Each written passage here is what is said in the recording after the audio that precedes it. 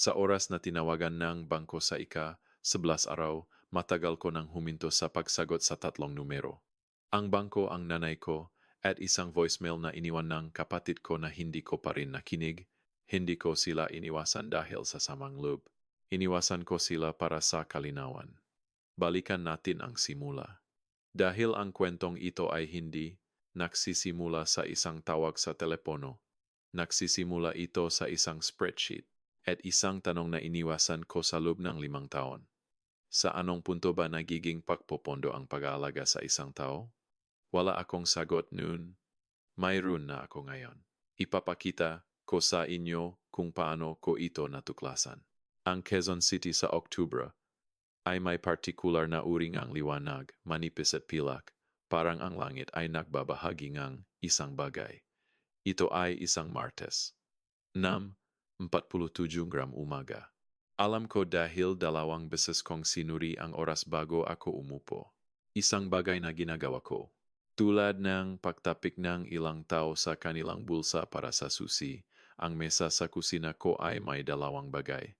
Isang tasang kape, itim, masyado pa ring mainit para inumin, at ang laptop ko na bukas sa 2 tab. Ang unang tab ay isang quarterly reconciliation para sa isang kliyente na nagpapatakbo ng 3 negosyo mula sa dating strip mall sa isang lugar sa Quezon City. Ang pangalawang tab ay walang pangalan, hindi ko kailanman binigyan ng isa. Ito ay umiral bilang sheet 2 sa loob ng 5 taon, na kung minsan ay parang ang pinakamatapat na label sa aking apartment. Binuksan ko ang sheet 2 sa paraan na binubuksan ko ito tuwing unang araw ng buwan. Walang drama. Walang seremonya. Ipinasok ko ang mga figure para sa Oktubre. Ang upa ni Lira. Ang insurance ng sasakyan ni Lira. Ang installment ng tuition ni Lira. Avi 4,200. Ang parehong numero sa loob ng 3 taon. Ibig sabihin, ang entry para sa Oktubre ay eksaktong katulad ng Setyembre, na katulad din ng Agosto, na katulad ng bawat buwan pabalik hanggang Setyembre 2019. Ang kabuuan sa CLB63 ay 5,252,000.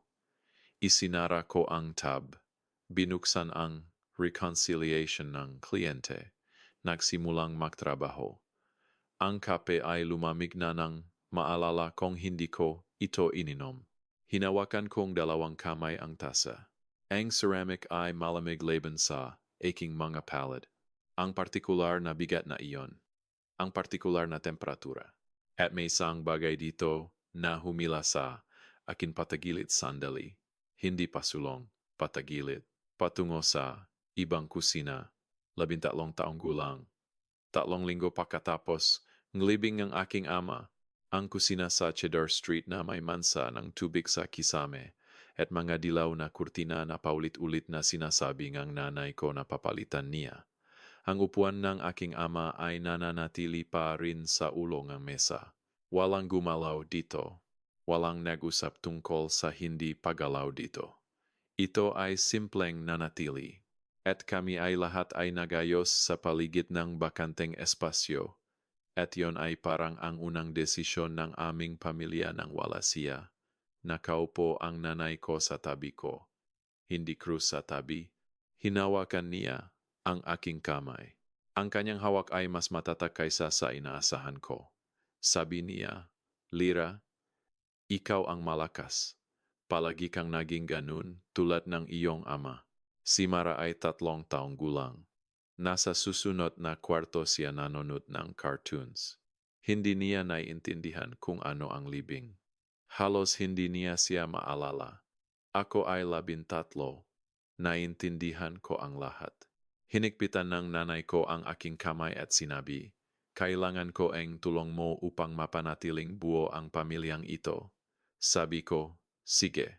Hindi ko naalala kung sinadya ko iyon o kung alam ko lang na iyon ang totoo. Naalala ko na sinabi ko ito.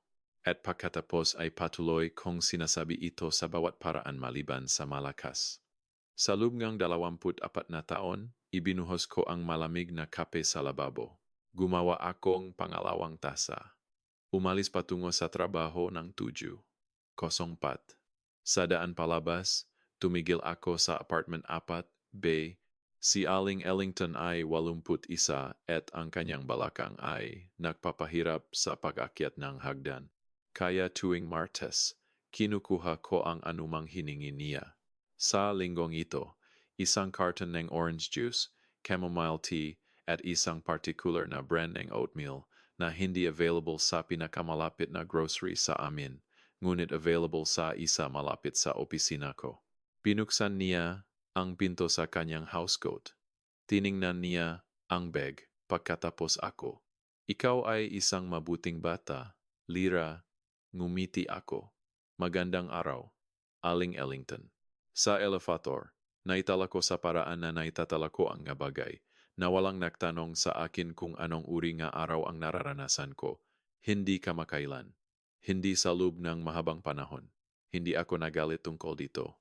Ito ay isang numero lamang. Isang numero na walang heading ng column. Lumabas ako sa umaga ng Oktubre at naglakad patungo sa aking sasakyan.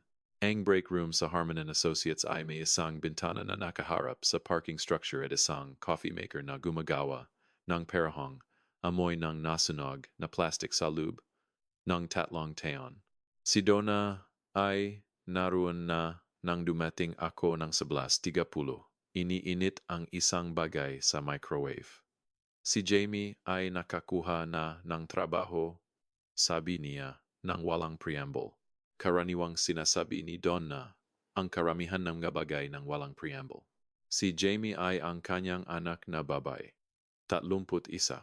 Nasa phone plan ni Donna mula pa noong 2019. Iyon ay mabuti, sabi ko. Itinigil ko ang pagbabayad nito noong Pebrero. Tumagal hanggang Abril bago niya napagtanto na kaya niyang hawakan ito ng mag-isa. Ibuhos ko ang aking kape.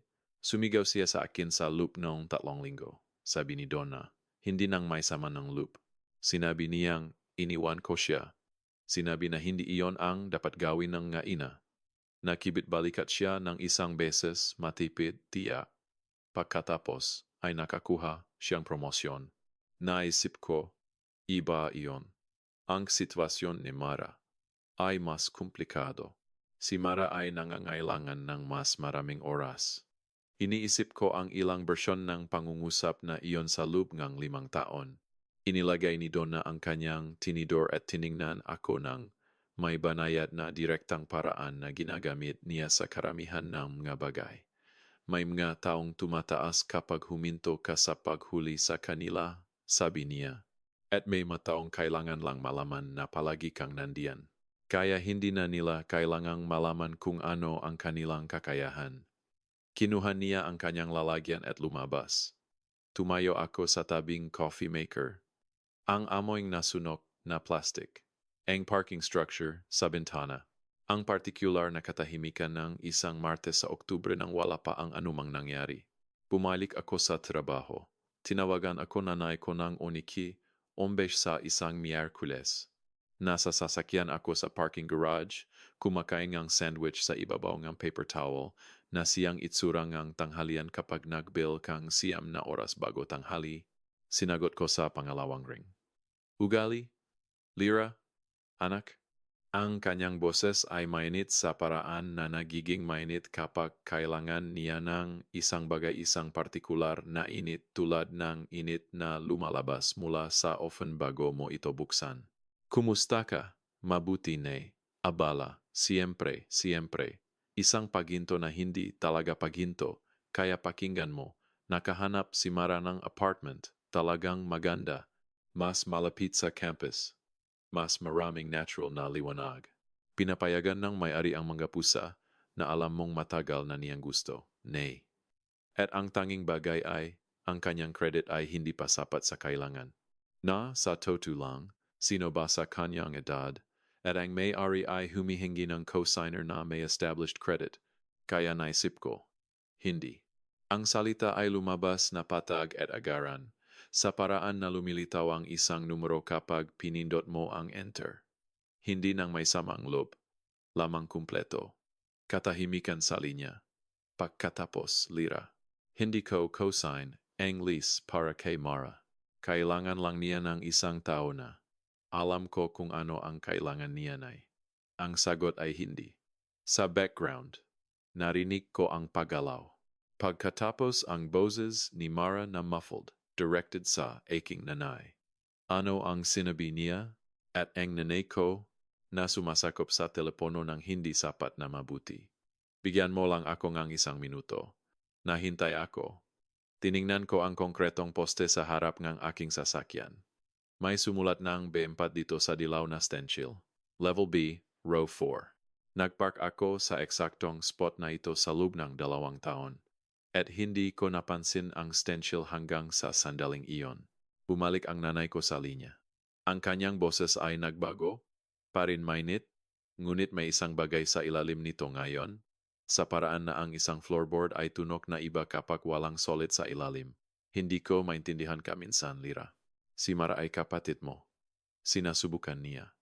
Kailangan lang niyang kaunting oras pa upang makatayo sa sarili niyang ngapa. At hindi naman parang hinihiling sa iyo na bigyan siya ang anumang bagay, lamang ilagay ang iyong pangalan. Ang pangalan ko ay hindi wala, nay. Isa pang katahimikan. Mas mahaba. Pagkatapos, tahimik, na may partikular na pagod na natutunan niyang gamitin tulad ng isang tool, ikaw lang ang nagmamalasakit sa sarili mo. Alam mo iyon? Naupo ako sa sandaling iyon, hindi dahil masakit, dahil gusto kong maging tumpak tungkol sa susunod kong sasabihin. Makakausap kita mamaya. Nay, tinapos ko ang tawag. Inilagay ang telepono sa passenger seat. Tiningnan ang B4 stencil. Gusto kong maging tumpak tungkol sa naramdaman ko sa sandaling iyon. Hindi galit. Hindi kahit kasiyahan. Isang bagay na mas malamig kaysa sa alinman sa mga iyon. Isang bagay na parang, sa unang pagkakataon, sa loob ng 5 taon, katumpakan. Naupo ako sa parking garage na iyon sa loob ng 8 minuto. Alam ko dahil pinanut ko ang orasan sa dashboard ko. Pagkatapos, ay kinuha ko ang aking telepono at binuksan ang autopay app. Ang listahan ay naroon sa paraan na laging naroon. Sa paraan na ang ilang bagay ay masyadong pamilyar na huminto na sila sa pagrehistro bilang isang pagpipilian. Ang upa ni Mara, bangko payment, £5 1,850 bawat buwan. Ang insurance ng sasakyan ni Mara, Tibu 340 bawat buwan. Ang installment ng tuition ni Mara, Tudu 207 bawat buwan. Davern Pan, 4,7,200. Ang parehong numero bawat buwan sa loob ng 60 buwan. Tiningnan ko ito sa loob ng 30 segundo. Pagkatapos ay nagsimulang kanselahin. Isang linya sa bawat pagkakataon. Tinanong ako ng app na kumpirmahin ang bawat cancellation na ginawa ko, na siyang uring desisyon sa disenyo na parang formality hanggang sa sandaling hindi na ito. Kanselahin, kumpirmahin, kanselahin, kumpirmahin, kanselahin, kumpirmahin. Inilagay ko ang telepono sa passenger seat. Tiningnan sa labas ng windshield ang parking structure, ang concrete, ang mga dilaw na linya, ang fluorescent light na flickering sa malayong dulo ng row sa loob ng mahabang panahon na naalala ko. Sinimulan ko ang aking sasakyan. Nagmaneho pabalik sa opisina. Nakbil ako 4 oras pa bago 5:00. Sa gabing iyon ay gumawa akong pasta mula sa simula na hindi ko ginawa sa loob ng mahabang panahon na naalala ko. Tumayo ako sa kalan at hinalo at hindi masyadong naisip ang anumang bagay. Naglagay akong isang plato sa mesa. Inilagay ko ang aking telepono nang nakaharap pababa sa counter. Hindi dramatically. Lamang dahil hindi ko ito kailangan malapit sa akin. Kumain ako. Nalasahan ko ang pagkain. Parang maliit na bagay iyon. Hindi ito. Ang apartment ay tahimik sa paraan na hindi ito naging sa loob mahabang panahon. At naupo ako sa katahimikang iyon at sinubukang kilalanin kung ano ito. Hindi kawalan. Isang bagay pa. Ang particular na texture ng isang kwarto kung saan wala pang utang. Hinugasan ko ang plato. Pumunta sa kama. Hindi ko tinawagan pabalik ang nanay ko. Hindi ko nakinig sa voicemail na iniwan ni Mara ng 9:43. Hindi ko ito pakikinggan sa loob ng 11 araw. At sa oras na iyon, hindi na mahalaga kung ano ang sinabi nito. Sa ikatlong araw, nagiwan si Mara ng voicemail. Nakinig ako ng isang beses, nakatayo sa aking kusina, ng 7 ng gabi na may coat pa rin, mga grocery sa counter. Ang kanyang boses ay maingat hindi galit pa rin sa rehistrong pakalito, sa paraan na tunong ng isang tao na sinusubukang iwanang bukas ang pinto kung sakaling mali ang kanilang pagbasa. Hoy Lira, kaya pumunta ako upang bayaran ang aking upa at sinasabi na ang automatic payment ay hindi dumaan na kakaiba. Sigurado akong isa lang itong bangko na bagay. Pero pwede mo bang suriin ang iyong dulo at ipalam sa akin? Kailangan kong maayos ito bago biyernes o may late fee kaya? Isang paginto. Pagkatapos, mas malambing. Salamat. Nakinig ako ng isang beses. Inilagay ko ang telepono. Tinanggal ko ang aking coat. Inilagay ko ang grocery, isa-isa, sa pagkakasunod-sunod na lumabas sila sa bag. Mga itlog sa pangalawang shelf. Gatas sa tabi nila. Ang magandang keso, ang uri na binili ko para sa sarili ko. Walang iba sa drawer sa kaliwa. Pagkatapos ay naupo ako sa mesa sa kusina. Binuksan ko ang aking laptop. Binuksan ang isang bagong dokumento. Hindi sheet 2. Hindi ang file ng kliyente. Isang bagay na ganap na bago. Isang blankong pahina na walang kasaysayan. Ipinasok ko ang araw sa cell A-san. Tiningnan ko ito sa loob ng 3 segundo. Pagkatapos ay isinara ko ang laptop.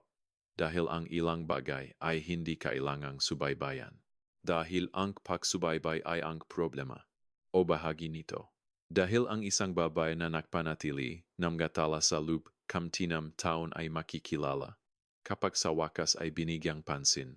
Ang pagkakaiba sa pagitan ng dokumentasyon at debosyon, at ito, anuman ito, ay hindi nangangailangan ng heading ng cholam.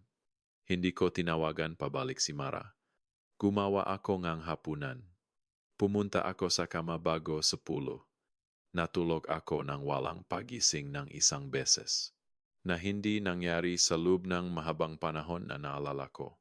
At na parang isang data point na sulit tandaan sa umaga, kahit walang spreadsheet na natitira upang ilagay ito. Sa ikalimang araw, tinawagan akong nanay ko. Nahuhugas akong mapinggan sa almusal nang magliwanag ang telepono sa counter. Pinanood ko itong tumunog sa paraan na pinapanood mo ang isang ilaw na nagbabago sa intersection. Naitala ito. Gumagawa ang desisyon. Pinabayaan ko itong pumunta sa voicemail. Pagkatapos ay inilagay ko ang telepono ng nakaharap pataas at binuksan ang gripo at patuloy na nahugas. Ang kanyang mensahe ay tumugtog sa speaker habang nagtatrabaho ako. Isang buntong hininga muna si Nadia. Ang uri na nangangailangan ng kontrol sa hininga at pagkatapos ang kanyang boses. Mas mababa kaysa sa karaniwan. Itinakda upang tunok pagod sa halip na galit. Lira, sabi ni Mara na may mali sa mga pagbabayad muli. Nag-aalala siya tungkol sa kanyang lease. Alam mo kung paano siya kapag stressed. Tawagan mo lang ako kapag may pagkakataon ka. Ito ay, mahalaga ito sa akin. Sana alam mo iyon. Tumutakbo ang tubig. Pinalakas ko ito ng kaunti. Hindi sapat upang malunod siya. Sapagat upang maglagay ng ilang distansya sa pagitan ng kanyang boses at ng lugar kung saan ko iniingatan ang mga bagay na mahalaga. Narinig ko ang bawat salita.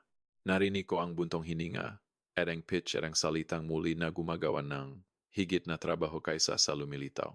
Narinig ko ang alam mo kung paano siya na alam ko at na eksaktong punto. Natapos ko ang mapingan. Pinatuyo ang aking makamay, hindi ko siya tinawagan pabalik. May isang bagay na hindi sinasabi ng mga tao tungkol sa pagiging tahimik sa isang taong inaasahan ang ingay mula sa iyo. Inaasahan nila ang ingay tulad ng, inaasahan nila ang grabidad bilang isang ibinigay, bilang isang batas, bilang isang bagay na simpleng umiral. Kapag huminto ang ingay, hindi agad nila inisip, gumawa siya ng desisyon. Inisip nila, may error, may technical na problema, may nasira. Tumatagal bago magrehistro ang kawalan bilang isang pagpipilian. Ang nanay ko at si Mara ay pa rin sa malfunction phase. Alam ko na hindi ito magtatagal. Sa ikapitong araw, pinigilan ako ni Donna sa break room. May ginawa ka bang iba? Sabi niya. Tiningnan niya ako sa paraan na tinitingnan ng mga tao ang isang kwarto pagkatapos ayusin ang muebles. May nagbago, ngunit ang mga detalye ay hindi pa nakakapag-landing. Iba paano? Hindi ko alam. Pinag-aralan niya ako. Ang buhok mo? Ang buhok ko ay pareho. Ibuhos niya ang kanyang kape. Mukha kang iba. Isinasaalang-alang ko ito. Kinansela ko ang isang subscription. Sabi ko, Alin, ilan? Tiningnan niya ako sa ibabaw ang rim ng kanyang mug. May gumalaw sa kanyang mukha, hindi eksaktong pakilala, ngunit ang pinsan nito. Pagkatapos ay tumango siya ng isang beses at bumalik sa kanyang mesa. At iyon na iyon. Tumayo ako sa tirda la break room sandali pagkatapos niyang umalis. Ang amoy ng nasunog na plastic mula sa coffee maker. Ang bintana na nakaharap sa parking structure. Ang partikular na uring ang isang Miyerkules sa Oktubre na parang sa unang pagkakataon sa mahabang panahon akin. Hindi ako nakita sa paraang iyon ang paraan na tiningnan ako ni Donna sa loob ng mahabang panahon na naalala ko. Hindi ko ibig sabihin na naobserbahan. Ako ay observable. Nagpapakita ako. Nagahatid ako. Ako ang taong tinatawag ng kliyente kapag hindi nag-reconcile ang numero. Ang taong pinakakatiwalaan ni Aling Ellington sa kanyang chamomile tea. Ang taong umasa, ang nanay ko mula pa nung kusina sa Cheddar Street. Ako ay nakikita sa paraan na nakikita ang mga kapaki-pakinabang na bagay nang may pasasalamat at walang pansin. Ito ay iba. Tiningnan ako ni Donna at napansin na may nagbago. Hindi niya ako tinanong na ipaliwanag ito o baliktarin ito.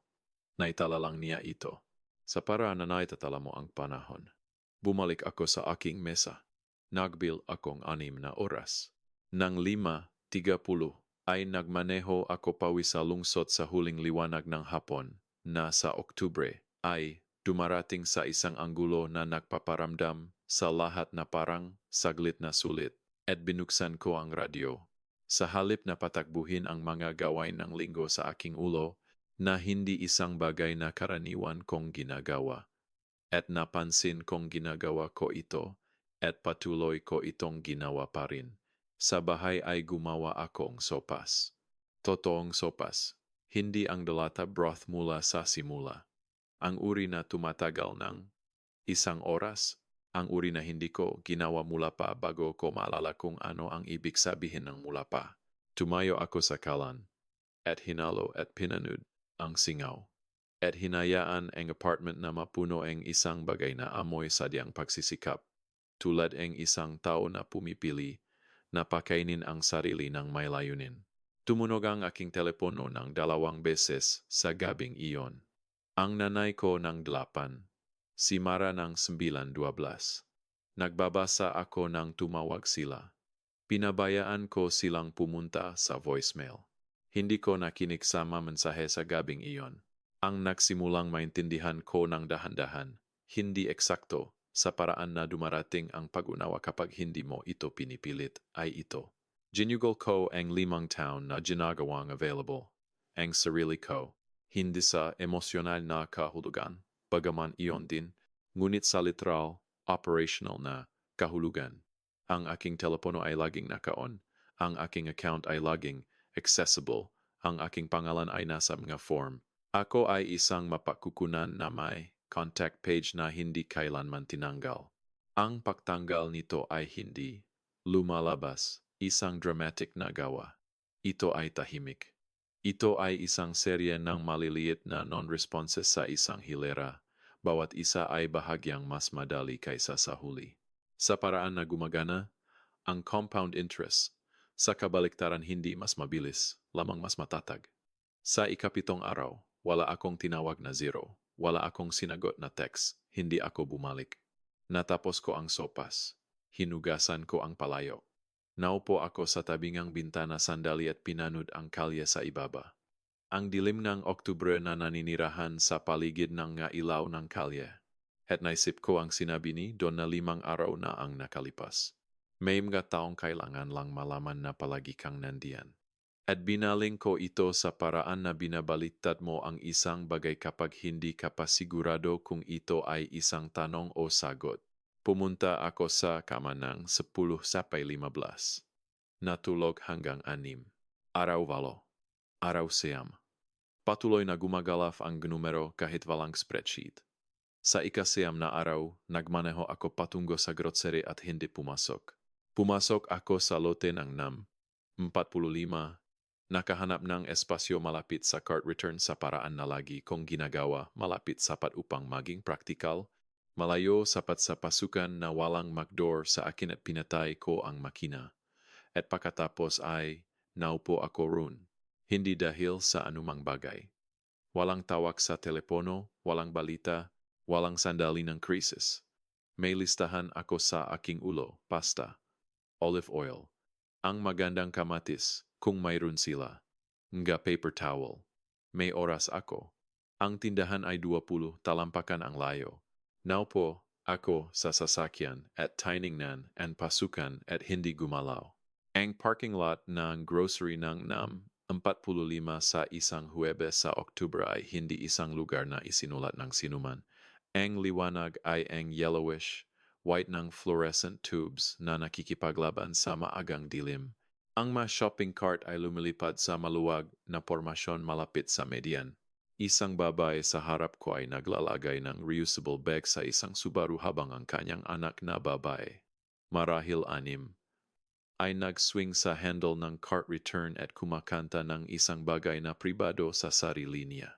Pinanood ko ang lahat nito at naisip, wala akong ideya kung sino ako kapag hindi ako naglutas ng problema ng ibang tao.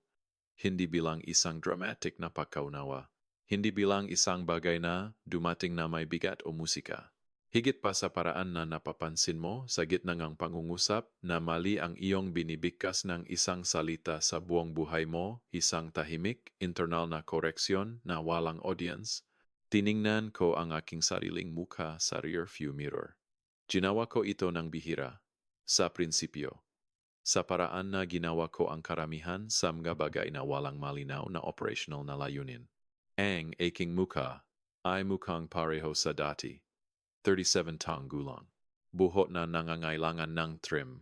Ang partikular na expression na tila suot ko kapag hindi ako gumaganap ng anumang partikular na expression na napagtanto ko, tinitignan ito na hindi ko kailanman binigyang pansin ng husto.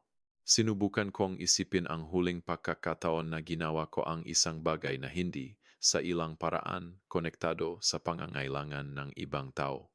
Ang oatmeal para kay Aling Ellington, ang quarterly reconciliation para sa kliyente sa Quezon City, ang matawag tuwing Martes sa nanay ko, ang matransfer tuwing unang araw bawat buwan, ang cosign sa autoloan 3 taon na ang nakalipas, na ginawa ko ng walang tanong ng 2 beses dahil ang credit ni Mara ay hindi pa sapat at ang kahilingan ay gumawang isang uring lohika. Ang parehong lohika sa bawat kahilingan, ang lohika na nagsasabi, kaya mo, kaya dapat mo. Naupo ako sa parking lot sa loob ng 11 minuto. Alam ko dahil sinabi sa akin ng orasan sa dashboard ko. Pagkatapos ay pumasok ako at binili ang eksaktong gusto ko. Hindi ang sinasabi ngang listahan, nakalimutan ko ang listahan. Binili ko ang magandang kamatis at ang mahal na pasta, at isang bot ngang alak na matagal ko nang balak subukan sa loob ngang 3 buwan at isang bungkos ngang bulaklak dahil ang timbangang maito malapit sa pasukan ay naroon. At hindi ko kailanman binili ang sarili ko nga bulaklak mula sa grocery store. At parang angkop na araw upang simulan. Nagmaneho ako pauwi. Nagluto ako. Nang 2:37 ng hapon. Sinagot ko. Nasa aking mesa ako. Tahimik ang umaga. At natatapos ko ang isang reconciliation na mayos na. Silira ba ito? Isang profesional na boses. Kaaya-aya. Nagbabasa mula sa isang bagay. Ako nga, ito ay mula sa bangko, tumatawag tungkol sa isang autoloan account na nagtatapos sa 4,471. May nakikita kaming missed payment at nakalista kabilang cosigner of record kaya nakikipag-ugnayan kami. Sa tingin ko ay mali ang numero ninyo, sabi ko. Tinapos ko ang tawag. Inilagay ko ang telepono. Tiningnan ang aking screen. Gusto kong maging tumpak tungkol sa nangyari sa 30 segundo pagkatapos nito. Hindi kasiyahan. Ang kasiyahan ay magiging masyadong mainit para sa kung ano ito, isang bagay na mas malamig. Ang particular na sensasyon ng pagsasabi ang isang totoong bagay ng napakalinis na hindi ito nangangailangan ng anumang follow-up. Sinabi ko mali ang numero at binaba at pagkatapos ay naupo ako ng tahimik sandali dahil napaktanto ko na ang parirala na iyon ay eksaktong sinasabi ko sa sarili ko sa loob ng 5 taon. Mali ang numero. Mali ang usapan. Mali ang bersyon ng kung sino ako dapat. Ang bersong iyon ay ang dating sumasagot. Binuksan ko ang isang browser at I-type paano alisin ang sarili bilang cosigner mula sa autoloan. Nagbasa ako sa loob ng 12 minuto. Ang balita ay hindi maginhawa, ngunit ito ay malinaw. Ang pag-alis ng cosigner ay nangangailangan ng primary borrower na mag-refinance sa kanyang sariling pangalan o ang loan ay mabayaran ng buo. Maaring tumagal ng 60 hanggang 90 araw minimum. Nangangailangan ito ng kooperasyon ni Mara na hindi garantisado. Hindi ito imposible. Ito ay trabaho lamang. At trabaho na maaari kong i-account. Binuksan ko ang notes app sa aking telepono at I-type. Auto Loan Cosign Removal Research Lenders. Contact Banco Lunes. Naglagay ako ng reminder. Pagkatapos, bumalik ako sa reconciliation. Nang alas 5, nagpek ako at kinuha ang elevator patungo sa lobby. May isang bagay na natutunan ko tungkol sa mahirap na impormasyon sa nakaraang taon. Nagtatrabaho sa numero na hindi nagdaragdag. Ang unang hakbang ay palaging kunin ang aktwal na figure. Hindi ang humigit kumulang. Hindi ang tinatayang. Hindi ang isa na iniwasan mong tingnan. Ang totong numero. Kapag mayroon ka na nito, maaari kang magplano. Bago mo ito makuha, ikaw ay nagdadala lamang ng bigat ng hindi alam ang load. 60 hanggang 90 araw. Mabuti, nagdala ako ng laman sezi 200 bawat buwan sa loob ng 60 buwan. Kaya kong hawakan ang 90 araw. Sa ika-13 araw, tinawagan ako ang nanay ko mula sa parking lot ng aking opisina. Nasa aking mesa ako nang dumating ang tawag, hindi sa lobby, hindi sa elevator. Ang aktwal na mesa ko sa ika-4 na palapag. Tumawag siya mula sa ibaba, na isang bagay na ginawa niya ng 2 beses sa aking buhay. Isang beses nang namatay ang aking ama. Isang beses nang may health scare siya at nagmaneho 40 minuto upang sabihin sa akin ng personal sa halip na sabihin ito sa telepono. Sa parehong pagkakataon bumaba ako. Sabi niya, Lira, nasa labas ako. Bumaba ka at kausapin mo ako. Tiningnan ko sa bintana. Ang kanyang sasakyan ay nasa visitor section. Unang row, nasa driver seat siya. Nakikita ko ang hugis niya sa pamamagitan ng windshield. Ang partikular na postura na mayroon siya kapag naghihintay siyang maging tama tungkol sa isang bagay.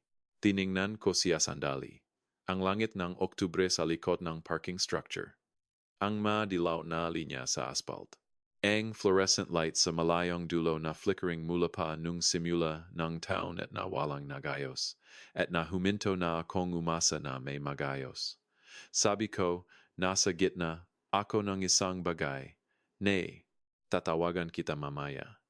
Hindi ko siya tinawagan mamaya. Mamaya, ang naintindihan ko, naupo pabalik sa aking mesa at bumalik sa spreadsheet sa harap ko, ay na may pagkakaiba sa pagitan ng kawalan at pag-abandona, at na ang pagkakaiba ay internal. Ito ay nabubuhay sa intensyon ng taong umalis, hindi sa karanasan ng taong nananatili. Nagmaneho ang nanay kong 40 minuto upang maupo sa aking parking lot. Iyon ay totoo. Iyon ay mahalaga sa kanya. At hindi pa rin ako bumaba dahil ang pagbaba ay nangangahulugan ng isa pang negosasyon sa isang wika na hindi ko na handang magsalita. Ang reconciliation ay balanse sa unang pagkakataon sa hapon na iyon. Halos palaging ginagawa ito. Mahusay ako dito paghahanap ng numero na nagpapaliwanag sa agwat, pagnalan kung ano ang nawawala, pagsasara na account, nagsisimula akong maintindihan na mahusay din ako sa ibang mga bagay. Sa 15 araw, huminto ang nanay ko sa pagtawag. Hindi magpakailanman alam ko iyon. Sa paraan na alam mo ang ilang bagay nang hindi nangangailangan ng ebidensya. Sa paraan na ang isang accountant ay alam na ang isang column na hindi pa na-reconcile ay hindi isang column na nawala. Ngunit sa loob ng 4 na araw ay tahimik siya. Walang tawag ng 7:15. Walang voicemail ng tanghali. Walang text ng 9 gabi na nagsisimula sa just checking in at nagtatapos sa isang bagay na hindi lang checking in. 4 na araw, wala. Nagpadala si Marang isang text. Araw 16. Nang 11 ng umaga. Sa tingin ko alam na natin kung saan ang iyong mga prioridad. Binasa ko ito. Inilagay ang telepono sa counter sa kusina. Tiningnan ito sa paraan na tinitingnan mo ang isang statement na nasuri mo na at hindi na kailangang suriin muli. Iyon na ang lahat. Sa 15 araw, nag-joke ako. Ang unang pagkakataon sa loob ng 2 taon alam ko ang numero ng eksakto dahil ang huling pagkakataon ay Oktubre ng nakaraang taon. Isang solong pagtatangka na tumagal ng 14 minuto bago ang aking kanang tuhod ay nagpaalala sa akin ng isang desisyon na ginawa ko sa aking 20. Sa pagkakataong ito, hindi ko naisip ang aking tuhod. Isinuot ko ang mga sapatos na itinatago ko sa likod ng closet at lumabas sa umaga ng Oktubre at tumakbo. Quezon City, sa kalagitnaan ng Oktubre, maaga bago ang lungsod ay ganap na nag-commit sa pagiging gising. Ang liwanag ay dumarating ng mababa, at ang hangin ay malamig nang hindi masyadong malamig. At ang mga dahon ay ginagawa ang ginagawa nila sa Oktubre, na nahuhulog sa paraan na parang intensyon, hindi pagkabulo, eksakto. Higit patulad ng isang desisyon na ginagawa sa mabagal na paggalaw. Tumakbo ako sa harap ng coffee shop na matagal ko ng balak subukan sa loob ng 8 buwan. Sa harap ng pocket park sa Dulong Clement, kung saan 2 matatandang lalaki ay naglalarong chess sa konkretong mesa. Mga jacket, hindi nagmamadali. Sa harap ng elementary school na may chain link fence at ang mga pinturang kamay sa pula at dilaw at asul, tumatakbo sa habangang harap na pader. Tumakbo ako sa loob kom 26 minuto. Alam ko dahil tiningnan ko ang aking relo nang bumalik ako sa aking gusali na isa ring ginagawa ko tandaan ang numero. Ay file ito sa isang lugar. Nakatayo sa labas ng aking gusali, humihinga ng malakas. Sinubukan kong kilalanin kung ano ang nararamdaman ko. Hindi eksaktong kaligayahan. Ang kaligayahan ay biolog at mainit at may tendensyang ipahayag ang sarili. Ito ay isang bagay na mas structural ang sensasyon ng tamang paggamit ng isang bagay ng pagiging tamang sukat para sa lalagyan na inilagay ko sa sarili ko. Pumunta ako sa itaas. Naligo, gumawang kape. Naupo sa tabing ang bintana at pinanood ang kalye at naisip, sa unang pagkakataon ng walang kwalifikasyon, marahil tapos na ito. Ang pag-isip ay may ibang texture kaysa sa inaasahan ko. Hindi tagumpay. Higit pa tulad ng isang audit na bumalik na malinis ang ginhawa ay totoo, ngunit ang karamihan ay nangangahulugan na maaari kang magpatuloy sa susunod na bagay. May susunod na bagay ako. Ilan? Ang cosigner removal ay nasa proseso. Nakipag-usap ako sa isang tao sa bangko noong Lunes. Pinaglakat nila ako sa mga kinakailangan sa refinancing. At ipinadala ko ang impormasyon sa email ni Mara nang walang komento. Lamang ang forwarded na mga detalye at ang salitang ito ay kailangang mangyari. Hindi ko alam kung gagawa siya nito. Iyon ay hindi, sa mahigpit na pagsasalita, aking problema na, ginawa ko ang maaari ko mula sa aking panig. Ang natitira ay arithmetic na kailangan niyang lutasin ng mag-isa. Sa loob ng 4 na araw ay nagbasa ako sa magabi. Sinubukan ko ang coffee shop. Tinawagan ko si Aling Ellington sa isang Huwebes lamang upang kumustahin. Hindi dahil hiniling niya sa akin. At nag-usap kami sa loob ng 22 minuto tungkol sa kanyang anak na babae sa Savannah at isang palabas sa telebisyon na hindi ko pa nakita at ang tamang paraan upang gumawa ng biskwits mula sa simula na tila mali ko ang ginagawa sa buong buhay ko. Natulog ako kapag pagod ako. Kumain ako kapag gutom ako. Ito ay ang 19 araw nang nak-text ang nanay ko. Sinubukan niyang tumawag ng 2 beses sa hapon na iyon. Isang beses ng 3, isang beses ng 5, 15. Pinabayaan ko ang pareho. Nasa gitna ako ngang isang bagay ng 3 at nagluluto ako ngang hapunan ng 5, 15 at wala sam nga iyon ang parang sapat na dahilan upang huminto. Ang text ay dumating ng 7:42. Makakasama ang pamilya sa linggo. Kailangan kitang naron. 2 hapon. Mag-usap tayo bilang mga matatanda at ayos natin ito bilang pamilya. Inaasahan kita. Binasa ko ito ng 2 beses. Inilagay ko ang telepono sa mesa sa tabi nga aking hapunan. Natapos ko ang pagkain. Isang family meeting. Ang pariralan ng nay ko para dito makakasama. Bilang pamilya. Parang isang gathering sa halip na kung ano ito. Ang huling pagkakataon na tinawag niya, ang isa ay 17 ako. Kailangan niyang ipaliwanag ang isang bagay tungkol sa pera. Isang bagay na kinasasangkutan ng aking college savings account at isang short-term na sitwasyon na parang urgent at naluta sa paraan na ang short-term na sitwasyon ay minsan nalulutas na ibig sabihin ay hindi ganap. At pumunta ako sa isang state school sa halip na ang isa na gusto ko. At dinalhan ako ng nanay ko ng halaman para sa aking dorm room at sinabi na ang mga state school ay parehong mabuti. Na isang bagay na pinaniniwalaan niya at sa kalaunan ay pinili kong paniwalaan din. Dahil ang alternatibo ay hindi isang bagay na mayroon akong enerhiya para sa 17. Ang college savings ay hindi kailanman napalitan. Iyon ay huminto sa pagiging mahalaga. Ginawa ko ang aking sariling daan sa kung ano ang mayroon ako, na siyang ginawa ko sa karamihan ng mga bagay. Tiningnan ko ang text muli. Inaasahan kita. May isang bersyon ng akin ang bersyon na sumagot sa tawag ng bangko sa araw. 11 bago maalala na hindi na kailangan na makti-type ng siyempre bago pa niya matapos ang pangungusap. Na magiging nakpaplano na kung ano ang dadalhin, kung darating ng maaga, kung paano panatilihing hindi lumalaki ang kwarto. Inilagay ko ang telepono ng nakaharap pababa at hinugasan ang ngapingan. Linggo ay 4 na araw pa, malalaman ko kung ano ang gusto kong sabihin sa pagitan ngayon at noon.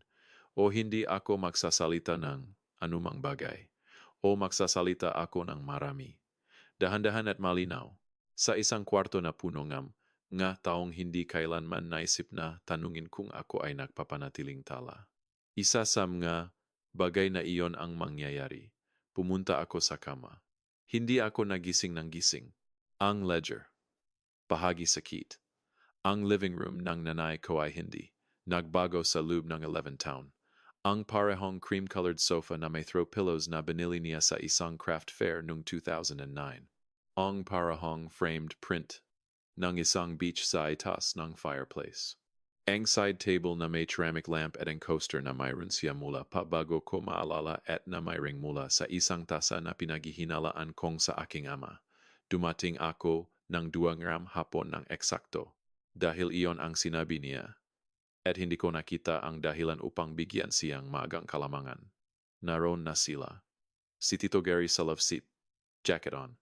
Mga kamay sa kanyang mga tuhod sa postura ng isang lalaki na sinabihan na mahalaga ito at sineseryoso ito, si Tita Patrice sa tabi niya. Isang baso ng iced tea. Ang kanyang ekspresyon ay na-calibrate sa nag-aalala ngunit sumusuporta. Si Pinsan Michelle sa upuan malapit sa bintana.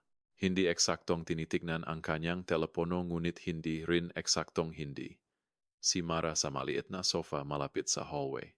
Kinuha niya ang upuan na pinakamalapit sa exit na napansin ko at na nagsasabi sa akin na hindi siya kasing kumpiyansa ng gusto niyang magmukha. At ang nanay ko sa kanyang upuan, ang isa na laking inupuan niya. Tuvid. Isang tissue sa kanyang kamay na hindi pa niya ginagamit. Naupo ako.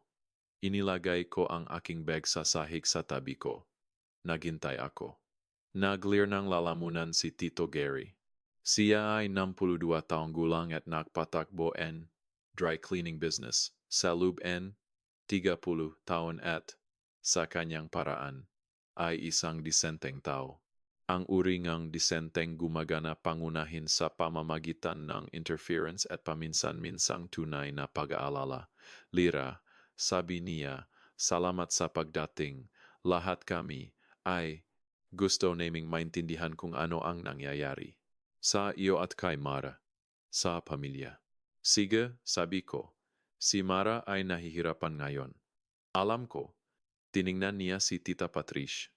Bahagyang sumandal siya pasulong. Mahal ka namin lahat, Lira. Walang sinuman dito ang sinisisi sa iyo sa anumang bagay. Sa tingin namin huminto siya. Sa paraan na humihinto ang mga tao kapag ang susunod ay nangangailangan ng higit na pag-alaga. Kaysa sa nauna, sa tingin namin marahil, ay may ilang miscommunication sa isang lugar. At gusto lang naming makapag-usap ang lahat upang mayos natin ito ng sama-sama. Tiningnan ko siya. Tiningnan ko ang ceramic lamp. Naisip ko ang katotohanan na si Tita Patrice at ako ay nag-usap ng 4 na beses sa nakaraang 3 taon. Lahat sa holidays. Wala sa kanila tungkol sa anumang bagay na lampas sa ibabaw ng mabagay. At nasya ay ngayon nakaupo sa living room ng nanay ko na may baso ng iced tea at ang parirala na ilang miscommunication. At ako ay dapat na makahanap na iyon ay isang batayan para sa usapan. Walang miscommunication, sabi ko. Hinilingan ako na co-sign ang isang lease. Tumanggi ako. Sinabi ngang nanay ko na ako lang ang nagmamalasakit sa sarili ko. Tinapos ko ang tawag. Kinansela ko ang mga automatic payments na ginagawa ko sa loob ng 5 taon. Ayon ang buong bagay. Nagbago ang kwarto. Hindi masyado isang maliit na pagsasayos. Ang uri na nararamdaman mo sa halip na makita. Nagsalita si Mara mula sa maliit na sofa. Hindi mo lang basta makakansela ang lahat ng walang babala, Lira. Hindi iyon kung paano gumagana ang pamilya. Hindi iyon kung paano gumagana ang anumang bagay. Nagbigay ako ng 5 taon na babala, sabi ko. Ibinigay ko lang ito sa mga installment. Iyon ay hindi huminto siya.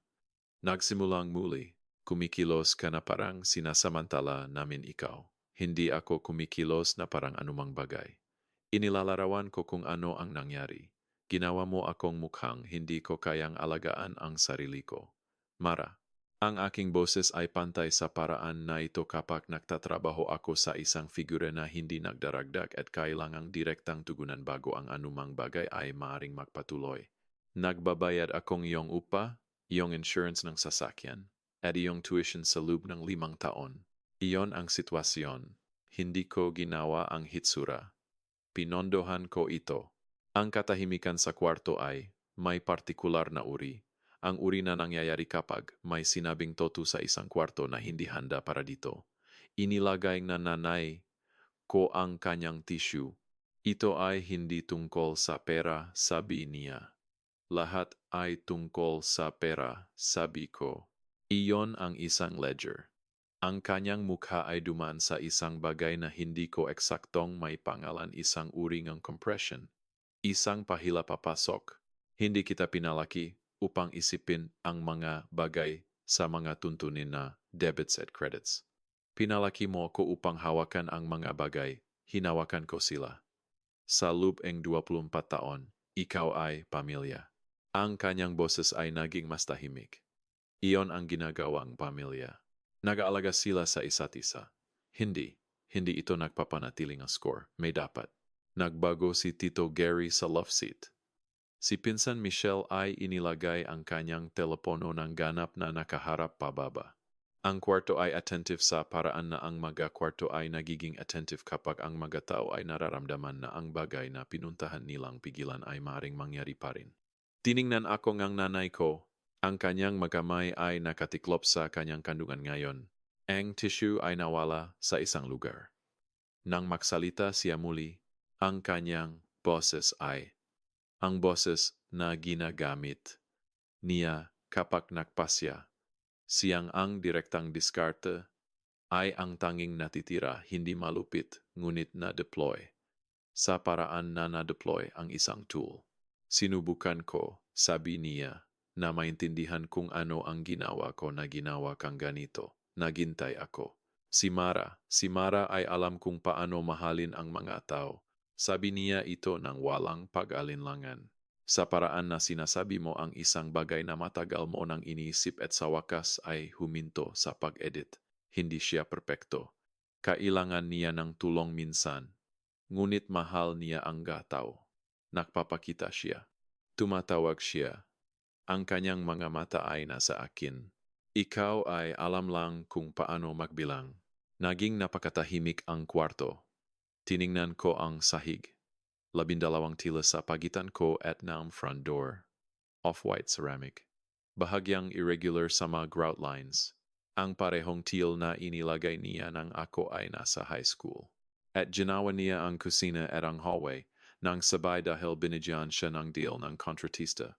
Kung gagawin niya ang pareho, 12 tile. Ang bagay tungkol sa pangungusap na iyon alam mo lang kung paano magbilang ay na mas madali sana kung ito ay simpleng malupit. Ang kalupitan ay maari mong i-file. Maari mo itong ilagay sa isang column, labelan, i-account. Ang sinabi niya ay isang bagay pa. Ang sinabi niya ay ang bagay na kinatakutan ko mula nang ako ay 13 taong gulang at tumatango sa isang mesa sa kusina habang ang upuan ng aking ama ay bakante sa ulo nito.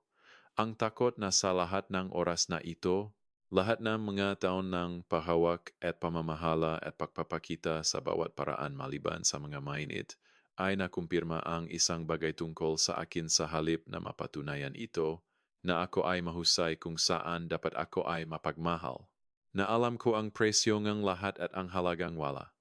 Naupo ako sa habangang oras na kinakailangan upang bilangin ang 12 tila. Pagkatapos ay kinuha ko ang aking bag. Tumayo ako. Tiningnan ko ang nanay ko at tiningnan ko si Mara at sabi ko na may parehong boses na ginagamit ko upang isara ang isang reconciliation. Makikipag-ugnayan ako. Lumabas ako. Hindi ko sinara ng malakas ang pinto. Walang pagsasara ng pinto sa akin. Naglakad ako patungo sa aking sasakyan sa maputlang liwanag ng hapon ng linggo at nagmaneho pauwi at hindi ko binuksan ang radyo at nagpark sa aking karaniwang espasyo at sumakay sa elevator patungo sa aking palapag at pumasok sa aking apartment at naupo sa couch nang hindi binubuksan ang mailaw. Ang apartment ay madilim. Ang kalye sa labas ng bintana ay ang karaniwang sarili nito sa linggong gabi, isang ilang sasakyan, isang dog walker, ang neon sign ng corner store sa pula at puti normal na mga bagay na patuloy na normal. Ang aking telepono ay nasa aking kamay. Hindi ko naalala na kinuha ko ito sa aking bag. Ang pangalan ng nanay ko ay nasa tuktok ng mga kamakailang tawag. Aabutin ngang 4 na taps upang tawagan siya pabalik. Alam ko ang bilang ng taps sa paraan na alam ko ang karamihan ng magay tumpak. Automatiko. Nang hindi kailangang isipin ito. Ang bahaging akin na nagsabing ang sige sa 13 ay napakalakas ngayon. Ito ay tahimik sa loob ng 19 araw. At ngayon ito ay naroon sa paraan na ang isang lumang sistema ay nagpapakilala kapag sinubukan mong isara ito. Hindi nang maganda, hindi lahat ng sabay, ngunit sanay po na maliliit na ingay. Lahat ay nagtatanong ng parehong bagay. Paano kung siya ay tama? Paano kung bumalik ka? Paano kung sabihin mo ang tamang bagay? At ang lahat na ito ay babalik sa paraan na ito. At ang paraan na ito ay malisam nga paraan na hindi mo matiis, Ngunit kahit papaano ay isang bagay na naiintindihan mo. Tiningnan ko ang pangalan ng nanay ko sa screen sa loob ng mahabang panahon. Pagkatapos ay inilagay ko ang telepono sa malayong dulo ng couch. Ang dulo na hindi ko kailanman inuupuan. Ang dulo na gumagana bilang isang ibabaw para sa mail at mga libro at mga bagay na hindi ko pa alam kung ano ang gagawin. Nahiga ako kung saan ako. Tiningnan ko ang kisame. Ang kwarto ay madilim at ang mga ingay kalye ay dumaan sa bintana sa paraan na laging ginagawa muffled, patuloy, nang walang partikular na kahulugan. Hindi ko siya tinawagan pabalik, hindi rin ako natulog, hindi talaga, hindi ang buong uri. Nahiga ako sa couch sa aking coat hanggang dalawang ng madaling araw at naisip ang upuan ng aking ama at 12 tile at isang pangungusap na hindi ko mapagpasya kung patawarin pa. Pagkatapos ay bumangon ako. Pumunta sa kusina. Gumawang ta. Naupo sa mesa. Ang laptop ay sarado sa kabilang panig nito. Tiningnan ko ito sa loob ng mahabang panahon bago ko binuksan. Nagising ako ng 4:23 at alam agad na hindi ako babalik sa pagtulog. Ito ay hindi familiar.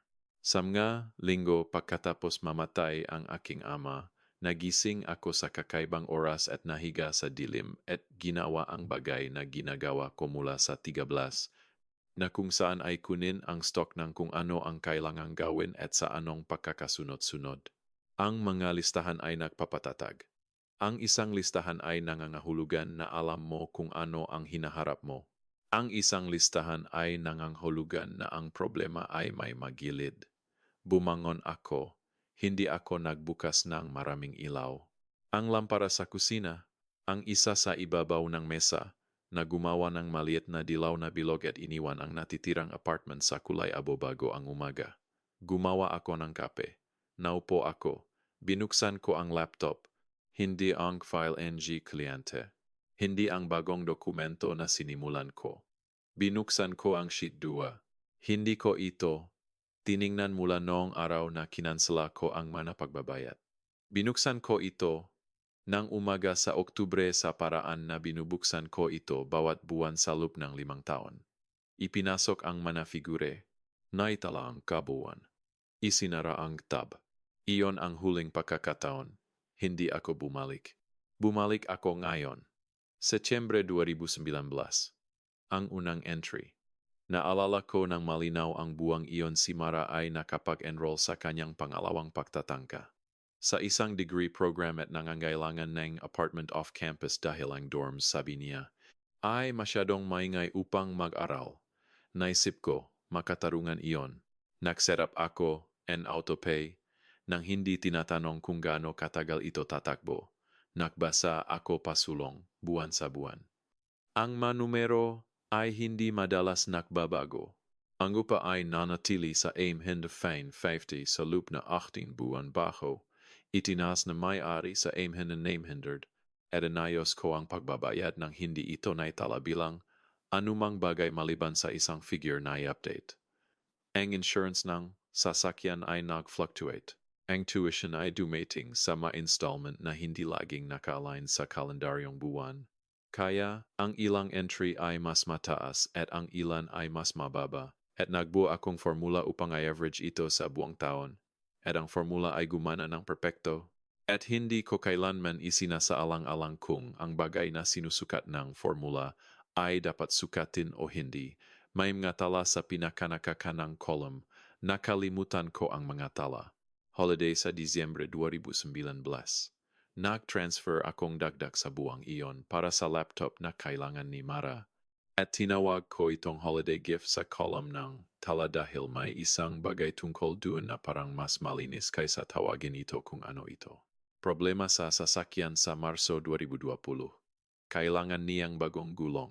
Naganap ako ng average na gastos ng gulong para sa kanyang make it model. Nag-transfer ng halaga. I-type problema sa sasakyan sa column. Tulang sa deposit sa Agosto 2020 nang lumipat siya sa mas malaking apartment. Karawan sa Hunyo 2021. Nagdagdag ako ngang eniyang 1,000 sa transfer ngang buwang iyon at tila nagpasya na ito ay nararapat ng dokumentasyon na parang kailangan niyang malaman, na parang may nag-audit nito maliban sa akin. Nagbasa ako sa loob ng mahabang panahon.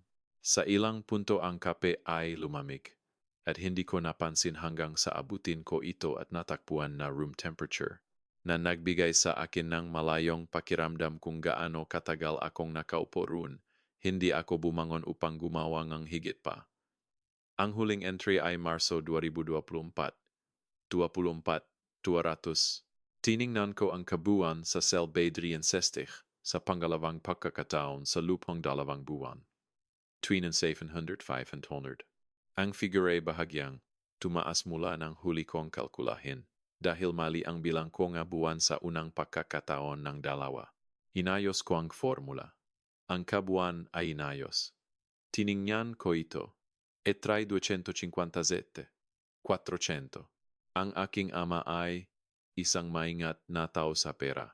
Hindi mayaman nagtatrabaho siya sa inventory management para sa isang regional hardware chain na nagbayad ng sapat para sa isang pamilya ng 4 sa isang mid-size na lungsod.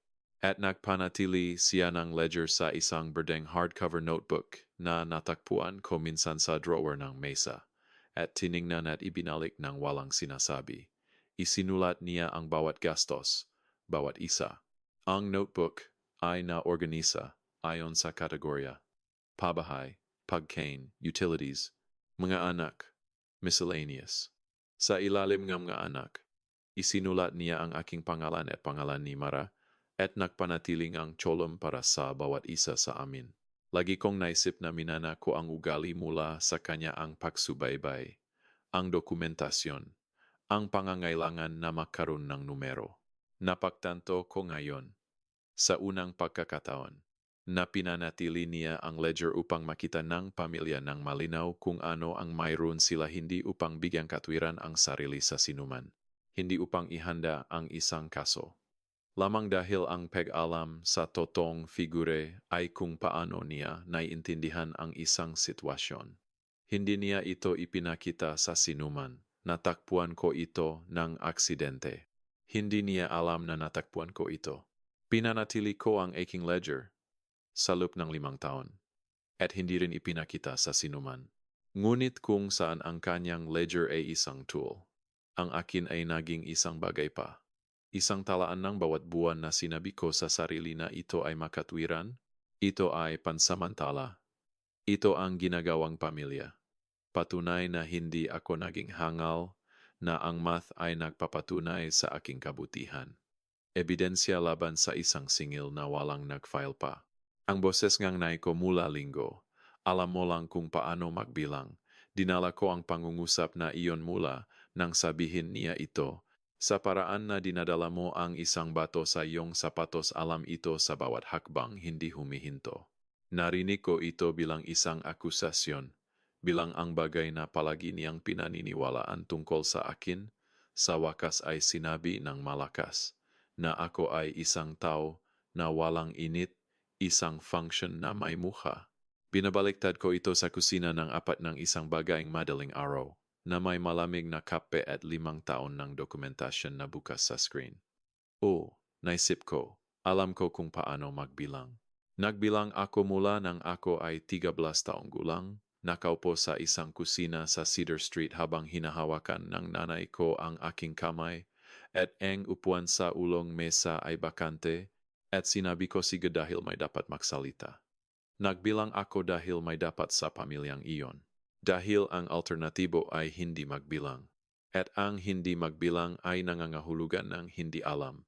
At ang hindi alam ay nangangahulugan na ang anumang darating ay darating ng walang babala. Alam ko kung paano magbilang. Hindi ko kailanman sa 24 taon ibinaling ang bilang patungo sa sarili ko. Hindi kailanman nakdakdak ng cholom para sa kung ano ang utang sa akin. Hindi kailanman pinatakbo ang formula na oras ni lira, credit ni lira, pangalan ni lira sa mga form, college savings ni lira, matawag ni lira tuwing Martes, pahahatid ng oatmeal sa 4B. Ano ang kabuuan nito? At sino ang nagdadala nito? At may nagtanong ba kailanman? Isinara ko ang spreadsheet. Binuksan ang isang bagong dokumento. Naupo ako sandali. Nga kamay sa keyboard? Ang maliit na dilaw na lampara. Ang Quezon City ay karamihan pa ring madilim sa labas ng bintana. Maliban sa paminsan-minsang ilaw na nagbubukas sa isang apartment sa kabilang kalye, isang ibang tao na gising din sa oras na ito para sa mga dahilan ng kanyang sarili, nagsimulang mag-type. Tumagal ito ang 40 minuto.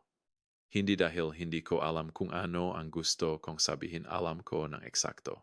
Tumagal ito ng 40 minuto dahil ako ay tumpak, at ang katumpakan ay nangangailangan ng oras. At ito marahil ang pinakamahalagang dokumento na kailanman ay aking ginawa. At hindi ko ito pagkakamalian. Nang matapos ako, binasa ko ito ng isang beses. Gumawang 2 maliit na edit. Binasa muli. Kinuha ko ang aking telepono at nag-text sa nanay ko. Kung gusto mong gumawang family meeting, naroon ako. Sabado ay gumagana. Inilagay ko ang telepono. Ang bintana ay nagiging mas maliwanag. Ang partikular na kulay abo bago ang kulay abo ay nagiging kulay. Kinuha ko ang tasang kape. Naitala na ito ay malamig. Inilagay ito pabalik. Pumunta ako sa sulok ng kwarto kung saan ko iniingatan ang printer. Nagjam ito sa pangalawang pahina. Naupo ako sa sahig sa tabi nito, na siyang tanging marangal na tugon sa isang printer jam ng 6 ng umaga, at ginawa ko ang papel mula sa feed mechanism sa paraan na ginawa ko ng 12 beses bago dahan-dahan, pantay ng hindi pinipilit. Ang printer ay gumawang kanyang pag-iisip na tunog. In-reload ko ang papel. Pinindot ang print muli. 5 pahina ang lumabas na mainit, isa-isa sa tray. Instack ko sila. Tinapik ang manggagilid pantay-laban sa sahig. Hinawakan ko sila sandali mainit na papel, ang partikular na bigat ng isang bagay na ginawa mo, at pagkatapos ay inilagay ko sila sa mesa sa kusina at pumunta upang maligo. Ang Sabado ay 4 na araw pa. Mayroon akong lahat ng kailangan ko. Dumating ako ng 2 hapon ng eksakto, pareho sa nakaraang linggo. Dahil ang katumpakan ay isang ugali na wala akong partikular na dahilan upang sirain. Ang living room ay may parehong mga tao dito, humigit kumulang. Si Tito Gary, si Tita Patrice, si Pinsan Michelle, na inilagay ang kanyang telepono ng ganap na malayo sa pagkakataong ito, na naitala ko. Si Mara sa maliit na sofa malapit sa hallway, at ang nanay ko sa kanyang upuan tuwid. Ang kanyang makamay ay nakatiklop sa kanyang kandungan. Ang tissue mula nung nakaraang linggo ay nawala. Mukha siyang pagod sa paraan na hindi siya nung nakaraang linggo. Hindi ang perform na pagod na minsan niyang suot kapag gusto niyang tanungin tungkol dito, ngunit ang tunay na uri ang uri na hindi bumubuti sa audience. Naupo ako. Inilagay ko ang aking bag sa sahig. Kinuha ko ang folder. Walang nagsalita. Gusto kong basahin ang isang bagay sa inyong lahat, sabi ko. Binuksan ko ang folder. Natakpuan ang unang pahina. Setyembre 2019. Upa ni Mara, 31,850. Setyembre 2019. Insurance ng sasakyan ni Mara, 3340. Setyembre 2019. Installment ng tuition ni Mara, tabli 2010, naginte ang kwarto. Sa tingin ko ay naghihintay sila en konteksto kang isang frame para sabihin ko kung ano ito, hindi ko ginawa. Lumipat ako sa susunod na linya. Oktubre 2019. Upa ni Mara, FTA Shin, 850. Oktubre 2019. Insurance, 340. October 2019. Tuition, 2010. Nagbago ang mga kamay ni Tito Gary sa kanyang mga tuhod. Tingnan ni Tita Patrice ang nanay ko at pagkatapos ay tumingin palayo. Nobyembre 2019. Upa, 21,850. Insurance, T340. Tuition, 2010. Nobyembre 2019. Dagdag. Tulong sa deposit para sa Cedar Mill Apartment. Iliman Rita, 2828, Tala. Tulong sa deposit. Nagbasa ako ng dahan-dahan. Walang dahilan upang magmadali. Ang figure hindi sila pupunta kahit saan. At ako ay tumpak tungkol sa kanila sa loob ng 5 taon. At nilayon kong maging tumpak tungkol sa kanila ngayon. Nagbasa ako sa buong 2020. Ang insurance ng sasakyan ay tumas sa taxable na itala ko ang eksaktong figure. Ang tuition ay bumaba sa isang semester nang kumuha si Marang ang mas counting credits at naitala ko iyon din. Sa Agosto, nagbayad akong dagdag para sa mas malaking apartment at isinulat ko ang gastos sa paglipat sa kolum ng tala at binasa ko iyon ng malakas sa paraan na binabasa ko ang lahat ng iba pantay nang walang editorializing. Nagsimulang umiyak si Mara sa paligid ng taksibol ng 2021. Narinig ko ito bago ko ito nakita isang pagbabago sa kanyang pahinga. Isang partikular na uri ng katahimikan na iba sa ordinaryong katahimikan. Tumingin ako ng isang beses, saglit. Sa paraan na tumitingin ka mula sa isang dokumento upang kumpirmahin na ang kwarto ay parin naroon. Ang kanyang makamay ay nasa kanyang kandungan at ang kanyang ulo ay bahagyang nakatungo at tiningnan ko siya sa loob NG 2 segundo at tumingin pabalik pababa sa spreadsheet. Patuloy akong nagbasa. Tiningnan ng nanay ko ang mesa. Tiningnan niya ang mesa mula sa isang lugar sa 2020 at patuloy na tiningnan ito at hindi siya nagsalita. Inaasahan ko na siya ay magsasalita. Hindi siya. Natapos ko ang pahina 4. Lumipat ako sa pahina 5. Oktubre 2023. Upa 5,900. Insurance Intia 352. Installment ng tuition 22,010. Oktubre 2023 dagdag. Tulong sa copay para sa medical visit ni Mara 11,85. Tala, Doctor. Binasa ko ang huling entry. Marso 2024. Upa, 11,1,9 rudders. Insurance, ATT 11,2. Installment ng tuition, TVY 2010. Binuksan ko ang pahina. Kabuuan, 3,287,400. Isinara ko ang folder. Inilagay ito sa end table sa tabi ng aking upuan.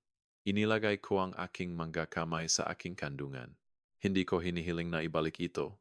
Sabi ko, hindi ako gumagawa ng argumento. Hindi ako hinihiling sa sinuman na sumang-ayon sa akin o humingi ng tawad o baguhin kung paano nila naisip ang tungkol sa alinmansam nga ito. Binasa ko ito dahil ang lahat sa kwarto na ito ay narito noong nakaraang linggo at gusto kong malaman ng lahat sa kwarto na ito kung ano talaga ang sitwasyon. Walang nagsalita. Tiningnan ko ang nanay ko at pagkatapos si Mara at pinanatili ko ang aking boses sa parehong antas na ito sa nakaraang 11 minuto. Mahal ko kayong dalawa. Hindi ko tinatapos ang pamilyang ito, ngunit kailangan kong sabihin sa inyo ang 3 bagay at kailangan ninyong marinig ang mga ito nang walang pagsagot hanggang matapos ako. Tumingin ang nanay ko mula sa mesa.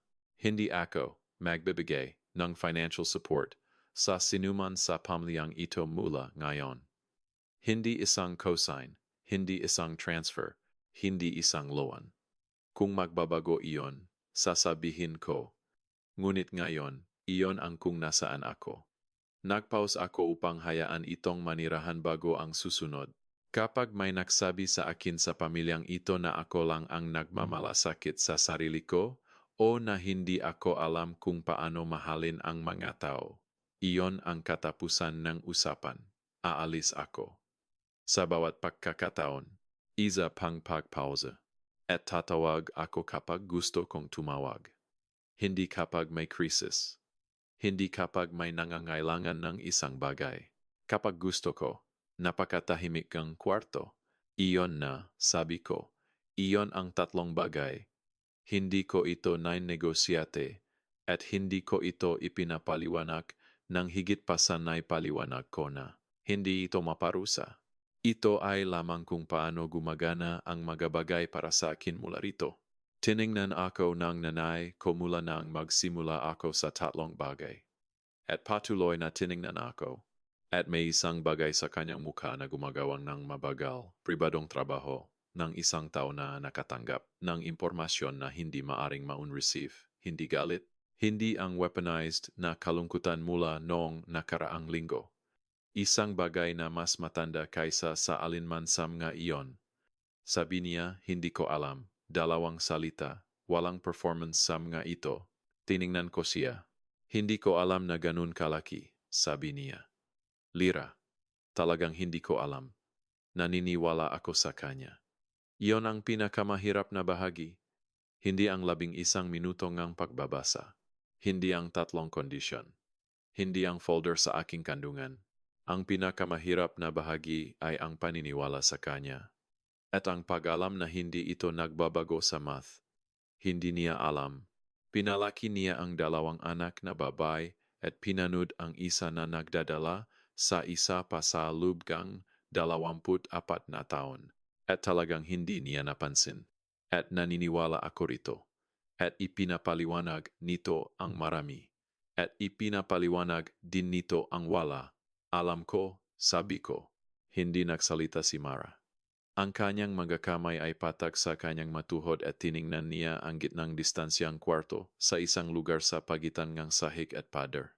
At tiningnan ko siya sandali, ang aking kapatid na babae. 27 taong gulang.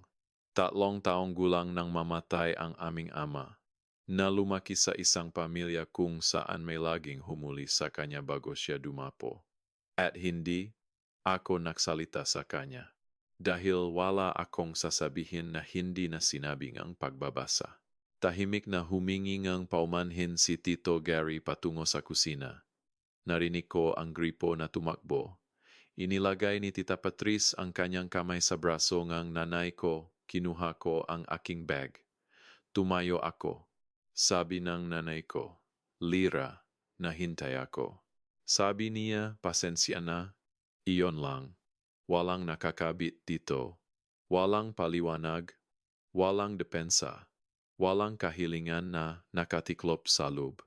Tiningnan ko siya sandali sa kanyang upuan, ang cream-colored sofa sa likod niya, ang print ng beach sa itaas na fireplace, ang coaster na may ring na palagi kong pinaghihinalaan na sa aking ama. Alam ko, sabi ko, umalis ako.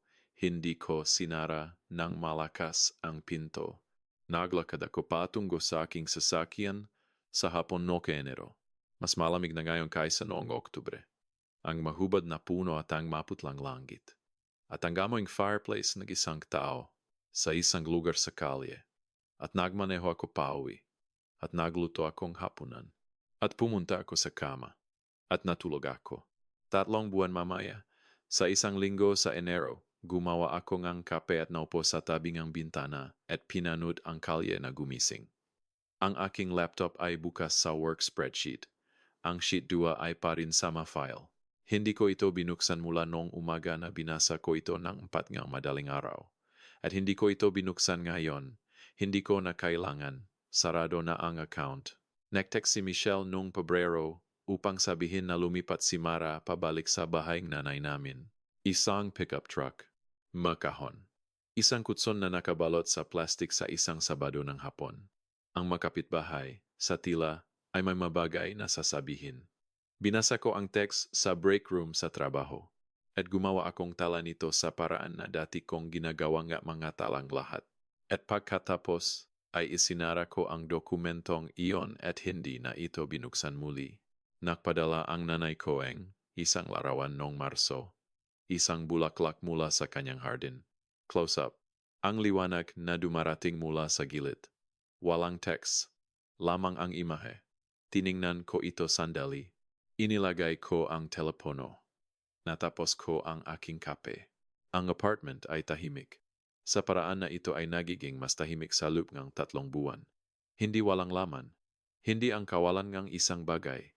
Ngunit ang presensya ng isang bagay na ako ay pa rin natututong pangalanan, hindi malungkot, isang bagay na maaari mong maupo sa loob ng hindi kailangang ayusin ito o ipaliwanag ito o gawin itong produktibo, Isang bagay na naroon sa lahat ng oras, sa ilalim ng lahat ng iba, naghihintay na ma-clear ang kwarto. Kung kailaman ikaw ay ang responsable ang gisa na sumagot kapag ang iba ay hindi na nagbayad e hindi kaya enehiba, na nanatiling matatak upang ang lahat ng iba ay maaring makaroon ng pagkakataong magiwahiwalay kung gayon alam mo na kung ano ang alam ni Lira bago niya alam niya ito na ang pagiging kailangan at ang pagiging minamahal ay hindi pareho. At ang distansya sa pagitan nila, kapag nakita mo ito, ay hindi maaring makita muli. Walang mali sa pag-aalaga sa mga tao. Ang impulsong iyon ay totu, at ito ay mabuti. Ngunit sa isang lugar, sa pagitan ng pag-aalaga at pagkuha, isang linya ay tumatawid ng tahimik unti-unti nang walang sinumang tumawag ng meeting tungkol dito. At bigla kang nakpopondong ang isang buhay na hindi sa iyo. Nagdadala ng isang bigat na walang nagtanong sa iyo na ibaba dahil walang napansin na hawak mo ito. Ang tanong na kailangang sagutin ni Lira ay ang parehong tanong na maring nakaupo sa iyo ngayon. Kailan nagiging kapalit ng mas mahirap na usapan ang pagiging mapagbigay? Kailan nagiging mas mahal ang pagpapanatilingang kapayapaan kaysa sa halagang ang kapayapaan? Ang natuklasan niya sa isang parking lot at sa isang mesa sa kusina ng apat ng madaling araw at sa wakas sa isang living room na puno nga taong hindi kailanman nagbilang, ay na ang pagpapatawad at pagbabalik ay hindi rin pareho. Pinatawat niya ang kanyang nanay. Hindi siya bumalik sa kaayusan na nangangailangan ng pagpapatawad. Ang pagkakaiba na iyon ang pagmamahal sa isang tao at ang pagtanggi na mabawasan ng kanila ay hindi pagkamakasarili. Ito ay, sa katunayan, ang tanging paraan na nananatiling tapat ang pag-ibig sa mahabang panahon. Kung ang anumang bahaging kwentong ito ay pamilyar sa iyo, maupo ka sa sandaling iyon. Isipin ang huling pagkakataon na may nagtanong kung ano ang kailangan mo, hindi kung ano ang maari mong ibigay. Isipin kung kailanman ay nagpanatili ka ang ledger ng iyong sarili hindi sa isang spreadsheet, ngunit sa tahimik na bahagi ng iyong sarili kung saan alam mo ng eksakto kung ano ang ibinigay mo at hindi kailanman tinanong. Ano ang ibig sabihin na sa wakas ay isara ang account na iyon? At ano ang maaring naghihintay sa iyo sa kwarto na naiwan?